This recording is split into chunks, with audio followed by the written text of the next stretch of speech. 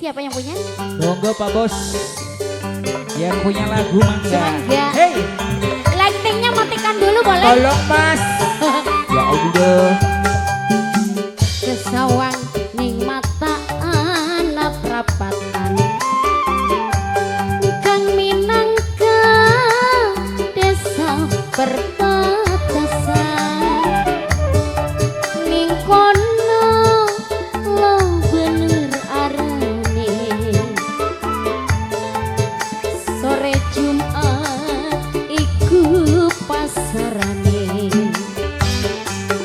desa Celing Jawang Jawang buktine. Terima kasih rame pisan yani setempate desa Celing lo bener arane sore Jumat iku pasarane mong saiki sampeyan kudu ngerti ana dalan pengetan marani kali ombake memana di kawah memene ora apa-apa sing penting laksana cita-cita sawang ing kono padaluan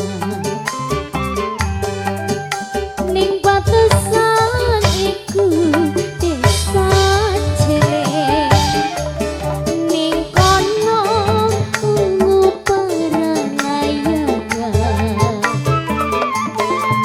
rombongan ini siapa Bapak? Kafe Cicih Nada. Ah, Pak Belut konon, Pak Belut. Iyo. Satunya ini siapa tadi, Bos? Kesawang. Ah, Bos Bambang sing paling eman. Ing batesan iku desa Celing ning kono krungu parayan Bapak Belut sing paling eman sampeyan Jawang Padaluan ning batesan iku desa Celing ning kono ungu paranayaga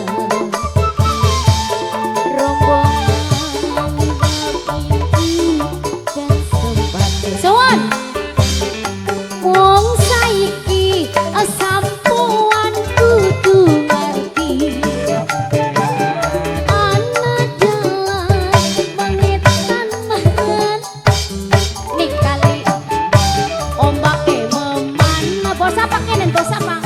Papane Deni ora apa-apa suwun sing penting laksana cita-cita sampeyan sadaya kudu berubah ning batesan iku desa Celing ning kono ana paralayang rombongan Nurjin Mimi Cici kudut nada terus Mimi Cici